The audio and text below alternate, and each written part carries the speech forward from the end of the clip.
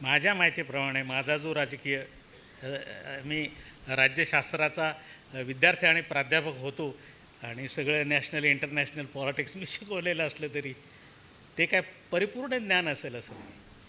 पण जेवढं काही ज्ञान आहे त्याच्या आधारे मी असं वाक्य निश्चित बोलू शकतो की आंबेडकर हे भारतातले पहिले नेते होते की ज्यांनी भारतातल्या कोणालाही स्वतंत्र मतदारसंघ देऊ नये अशी खंबीर आणि ठाम भूमिका घेतली होती. ज्यावेळी गांधींनी मुसलमान, ख्रिस्ती आणि शीख यांना स्वतंत्र मतदारसंघ देऊन टाकलेले होते. त्याच्या अगोदर टिळकांनी करार केला होता जिनांशी. जिनांना पण नीट समजून घ्या तुम्ही. जिना काय हा राष्ट्रद्रोही माणूस नव्हता.